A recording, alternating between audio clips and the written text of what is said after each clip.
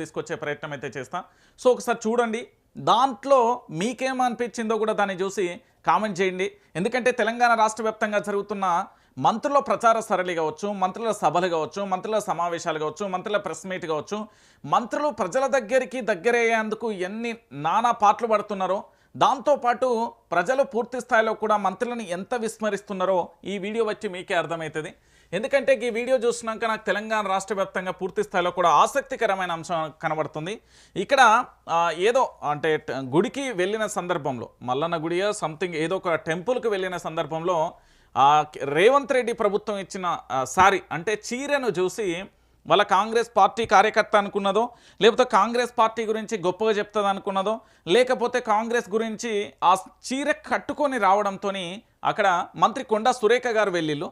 కొండా సురేఖ వెళ్తే ఆ ఇందిరమ్మ చీర కట్టుకొని మరి ఉండడంతో మరి కొండా సురేఖ గారు వారిని పలకరించుదాం అనుకున్నారా, లేకపోతే సోషల్ మీడియాలో పూర్తి స్థాయిలో కూడా పాజిటివ్ వైబ్స్ వస్తాయి అనుకున్నారా, లేకపోతే ఆ చీర కట్టుకున్న మహిళ ఎవరైతే ఉన్నదో తాను కాంగ్రెస్ పార్టీకి సంబంధించిన వ్యక్తి అయి ఉంటారు, ఖచ్చితంగా కూడా మంచే చెప్తారు, మమ్మల్ని గుర్తుపడతారు అనుకున్నారో ఏమనుకున్నారో తెలియదు. కానీ అదంతా కూడా మిస్ఫైర్ అయింది. మిస్ఫైర్ అయ్యి ఎట్లా జరిగిందో ఒకసారి అయినవారు మీరు.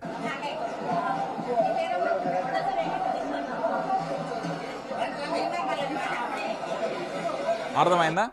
ఇక్కడ ఏమైపోయిందంటే ఇందిరమ్మ చీర కట్టుకునేసరికి పూర్తి స్థాయిలో రాష్ట్ర ప్రభుత్వానికి సంబంధించి లేదా ప్రభుత్వం ఇచ్చిన చీర కాబట్టి పూర్తి స్థాయిలో వాళ్ళని పలకరించే ప్రయత్నం చేసింది కొండా సురేఖ.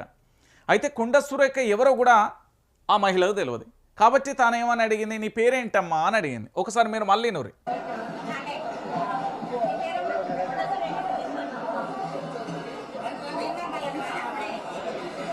రైట్, అర్థమైందా?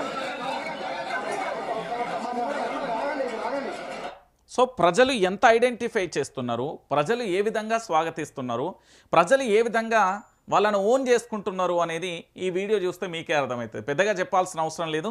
మంత్రులకు సంబంధించి పూర్తి స్థాయిలో ప్రజలకు ఎలాంటి ఒపీనియన్ ఉన్నది, మంత్రుల మీద ప్రజలు పూర్తి స్థాయిలో ఎంత స్వాగతిస్తున్నారో అర్థమైంది కదా. సో మంత్రులు ఎవరు అనేది కూడా ప్రజలు గుర్తుపట్టలేని పరిస్థితులలో ఉన్నారు.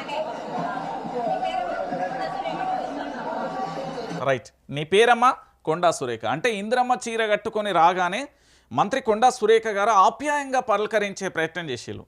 సో పూర్తి స్థాయిలో మీ అందరికీ ఆడ ఇంటెన్షన్ ఒకటే, ఇందిరమ్మ చీర కట్టడంతో పూర్తి స్థాయిలో కాంగ్రెస్ ప్రభుత్వం గురించి కావచ్చు, మంత్రుల గురించి కావచ్చు, లేదా నేను తెలియకపోతుందా అనుకున్నారో మరి ఏమనుకున్నారో తెలియదు. కానీ ఇన్నర్గా ఏం జరిగిందో తెలియదు. కానీ పలకరించే ప్రయత్నం చేస్తే చివరికి ఆ మహిళ షాక్ ఇచ్చింది. ఏమనన్నది, నీ పేరేంటమ్మా అని అడిగేటాలకి ఇక కొండా సురేఖ ఏమీ చేయలేని నిస్సహాయ స్థితిలో వెళ్ళిపోయిన పరిస్థితి కనబడ్డది. ఇక ఇది ఇట్లుంటే తెలంగాణ రాష్ట్ర వ్యాప్తంగా ఇంకొక అంశం కూడా కొనసాగుతున్న పరిస్థితి కనబడుతుంది. ఏంది అనేది చాలామందికి కూడా తెలిసిన విషయమే, పెద్దగా చెప్పాల్సిన అవసరం లేదు. ఇది రాష్ట్ర వ్యాప్తంగా కూడా అందరికీ తెలుసు.